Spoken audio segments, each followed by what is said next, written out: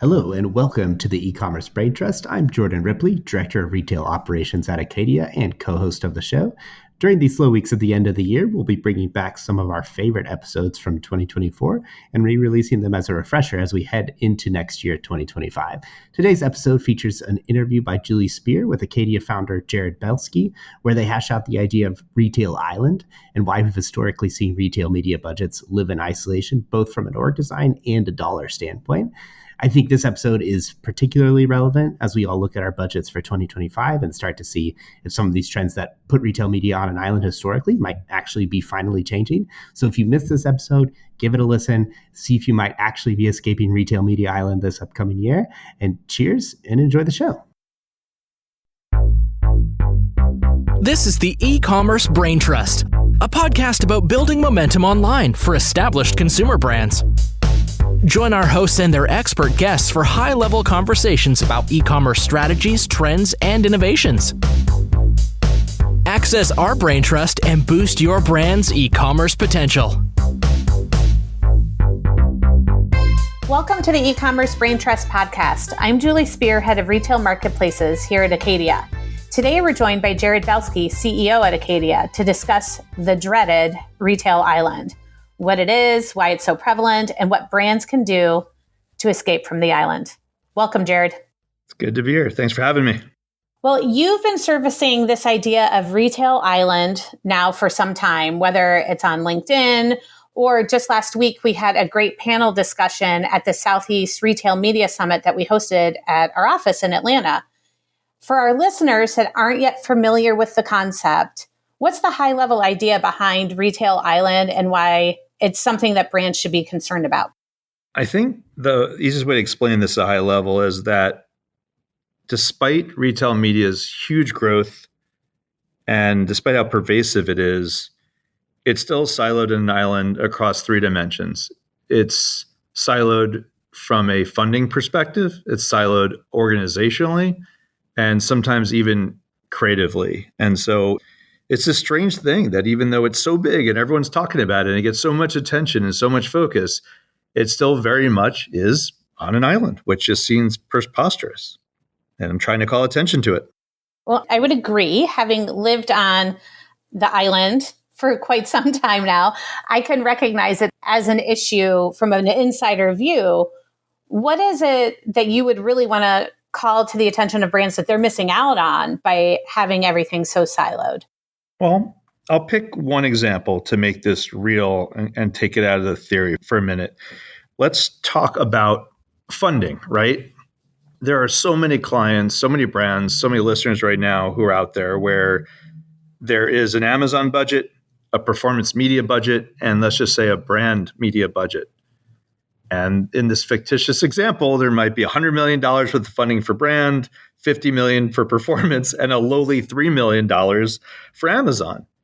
And that's simply for a lot of artificial reasons. It might be because retail media is stuck under a salesperson who doesn't have a seat at the executive table to ask for funding. It might be because the CFO doesn't understand how Amazon works. It might be because they're only looking at ROAS. Meanwhile, we all know, and all your listeners know, that Amazon drives so much more value than the obvious specific ROAS. But essentially, budgeting and funding is just one very clear example where retail media is on an island. Yeah, and it might be because of all of the above. You can have the perfect storm where all three of those factors are at play, and the island is very far out at sea. But to keep analogies going, and maybe I'll go a little Taylor Swift here, and we're going to talk eras now. Yep. This is an increasingly pressing issue, but it's not new. We've seen this before, and you've talked about this in advertising before as well. There's the eras of search, eras of social, and now we're in the era of retail. Is this concept of the new advertising channel existing as an island cyclical? And so we're likely to follow a path toward integration within a larger org like we've seen in the previous eras? Or is this one different? Yeah, this is two good questions I'm hearing there. One is history repeating itself? And then the second question is how is it different? So first of all, yes, history is repeating itself. Only I'd argue there's more at stake. Let me do my best to explain. When search started as a viable advertising mechanism right around, call it the 2000s, when AdWords came to prominence, this is exactly the same. People who understood how great search was were banging the drum for search, right? It was CPC and auction-based. Return on investment was very clear. Targetability was very clear. Accountability was very clear. And everyone was banging the drum for more search budget. However, the powers that be that held the overall purse strings still thought TV was God and search was a fad. So search was very much underfunded for the first decade, right? So that was sort of first version of that movie. Then came paid social, really Facebook to start, and everyone scoffed at it, saying, "Oh, that's the thing my teenage, daughter or cousin does. That's not a viable advertising platform. That's just entertainment." So paid social was dramatically underfunded for a while. And to be clear about those first two movies, Search and Social, not only were they underfunded, similar to Retail Island of today, they were separate. There was a separate search agency and a separate paid social agency. Within the client orgs, there was a paid social person and a search person because it was, quote, different and expert and maybe honestly thought of as less important or at least less understood. What happened in both of those movies is the efficacy and importance of both of those mediums grew, and therefore the budget finally followed, because eventually the budget follows the truth, even in our industry. And then when that happened, it went mainstream and it integrated both client side and agency side. So maybe to go to your second question, why is this different?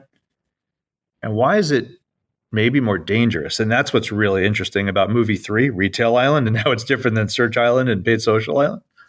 See, paid media, Paid Search Island and Paid Social Island were very one-dimensional, as much as I'm a fan. But those were paid media plays. Amazon, Chewy, Instacart, Target, Walmart, these are business drivers. We're talking about paid media, yes, but we are talking about forecasting and demand planning. We're talking about price pack strategy. We are talking about refund management. We're talking about the interplay between maybe your DTC and your Amazon instance. I mean, this is a business driver. I was talking to a client this morning for whom this is 90% of their business. So there is more at stake than just, quote, search or paid social. And so the fact that this is on an island or buried to the side is not only dangerous for certain companies, but it is artificially holding down this industry. Which, if I were to flip that to optimism for a second, I'd say, holy moly, look out world. Because as we all know, Amazon et al. Is growing leaps and bounds. So imagine once this false suppression ceases to exist, I am generally an optimist about it. That's why we're banging the gong. That's why I'm banging the gong. I'm not actually crying a river. I'm crying for the opportunity to be allowed to be had fully with better integration, better funding, and better bringing this into the fold. But yeah, movie round 3. Era. It's the eras. I'm here for the retail media era for sure. For sure. Well, and one of the factors that you really highlight in that, it's the org design, it's the org structure that reinforces the silo, that reinforces the island. A lot of our listeners that oversee brands are wrestling with this same idea of how do I structure my team to capitalize on the growth of retail? So as someone that you mentioned just talking to a brand earlier today, you talk to a lot of people in leadership roles within these brands. Is there a natural center, a natural nexus at the organization that can effectively help overcome this silo? What's that role? Is it a person or is it something else entirely that we need to be looking at? Let me first admit with some vulnerability that there's no perfect answer for all of your listeners. The only wrong answer is not asking the questions you're asking. What I think I could do is maybe speak to an example of an issue or two, and then maybe speak to a couple of positive examples that are out there. An example of where things go south that I've seen across a lot of brands and clients is when retail media marketplaces is buried too deep and potentially suffocated under the sales organization. And let me just pause for a quick caveat. I'm not bashing sales. I think sales is one of the most underrated professions, period. I think it's also the driver of all companies. And I think as it relates to Amazon, retail media sales, is very elevated. So let me just get that caveat out of the way. But returning to my thesis for a second, when retail media marketplaces spending is buried too deeply under sales, it's sometimes looked at very transactionally. And the funding for it might just be one of these sort of ratios that are understood in our industry. Oh, it should be 2% of sales or 4% of sales or 1% of sales. And so it gets funded in a trade mentality, almost going back 10 years to, getting shook down, into a circular, right? But that's not right. Or it's getting reduced to negotiation fodder at a line review. That's too limiting. So I think that's a dangerous example. Let me now flip to the positive. There is a brave, talented marketer named Julie Bowerman, and she actually has talked about this a bunch of times, even one time on the Brave Commerce podcast hosted by Sarah and Rachel. And she gave this incredible inspirational story about how when she came in to Kellogg, which is sort of now rebranded and split, one of the first things she did was bring together the budgetary silos of retail media, brand media, and performance media into one omni-channel funding bucket. And then those funds would then eventually find the truth based upon strategic and return on investment profiles.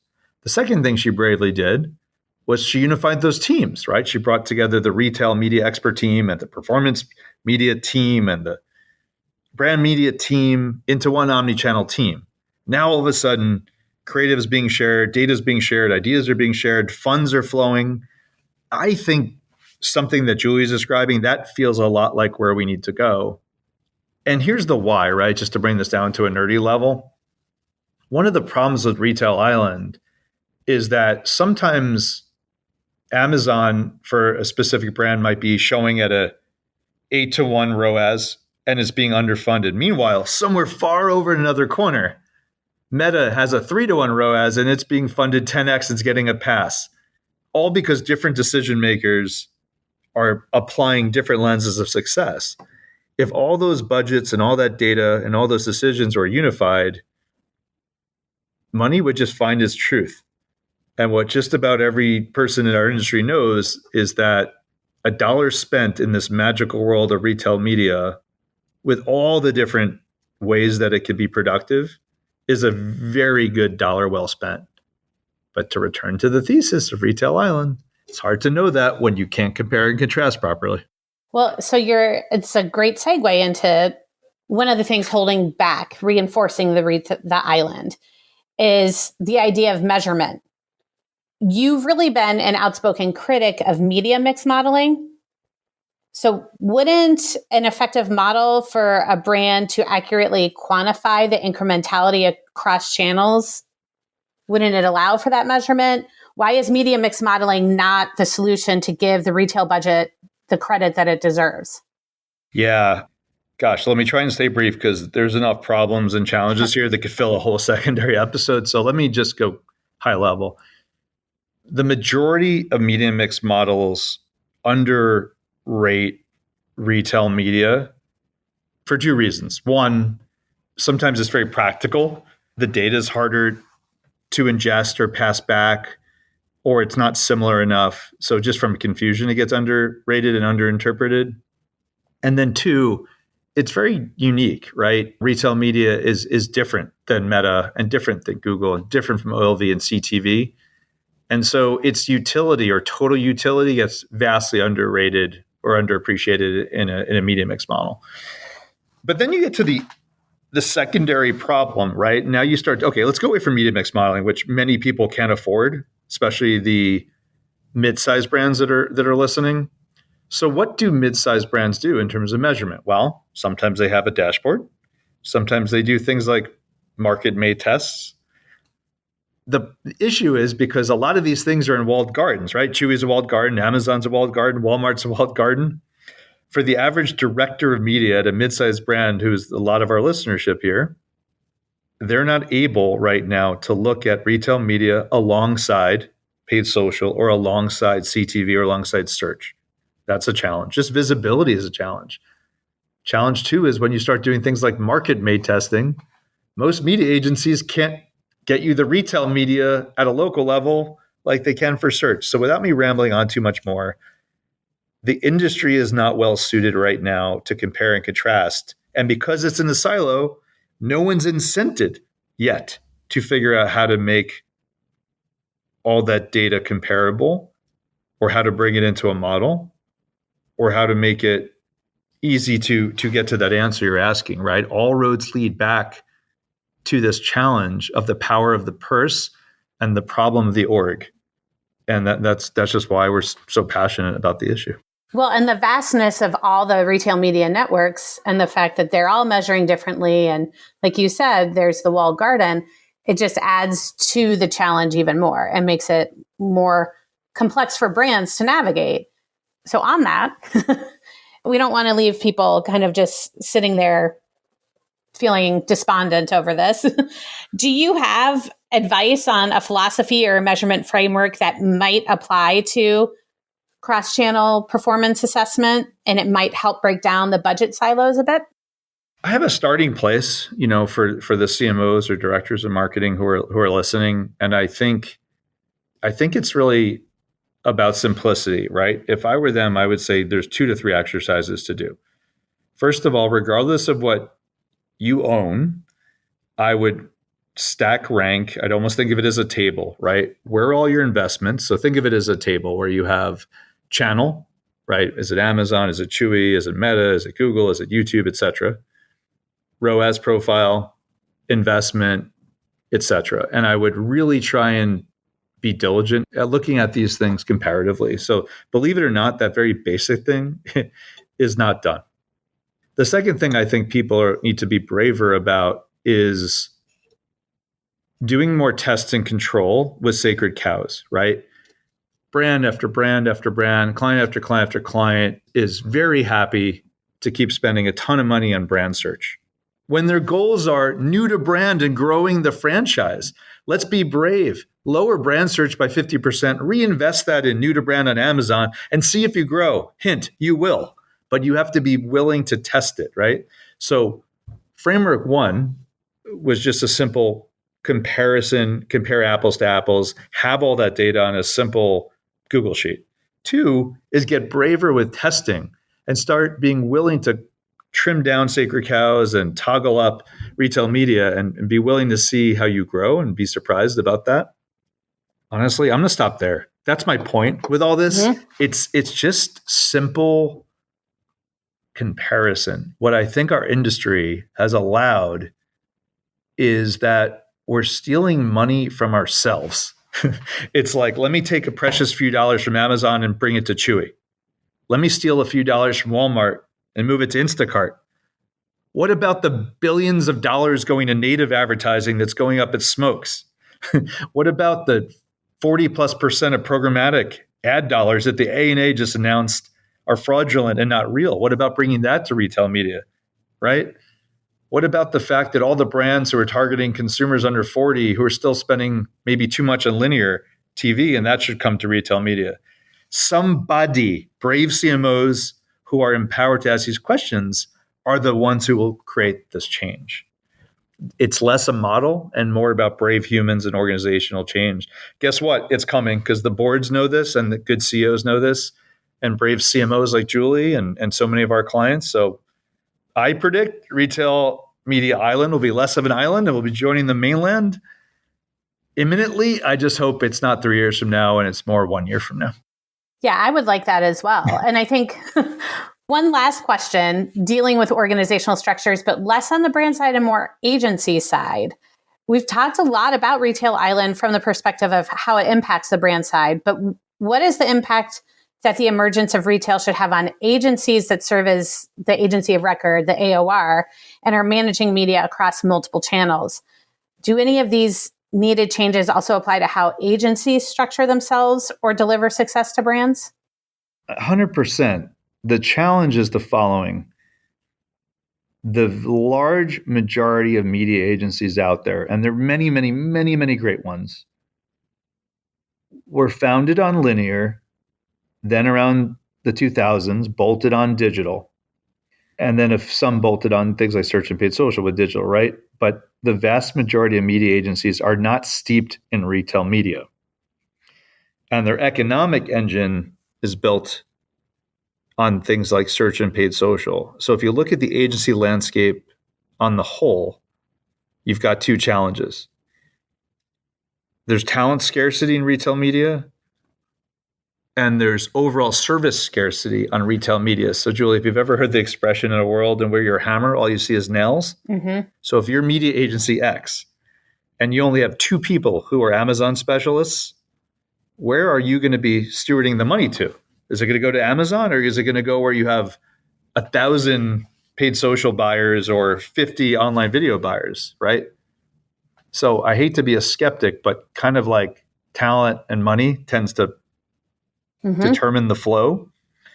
What I think clients are starting to demand is they want a media agency to have linear, digital, and retail media. I think that's what's what's necessary, right? Just like earlier in our conversation, I'm calling for our CMOs to be brave and to have equal representation, so to speak, of retail, performance, and brand. I think leading agencies also better start getting much more serious about retail media and stop putting it in the corner. I think that's a beautiful place to end. And I couldn't agree more wholeheartedly. Thank you for this. I think you've given our listeners a map, or at least a mindset, a viewpoint of how to look at things.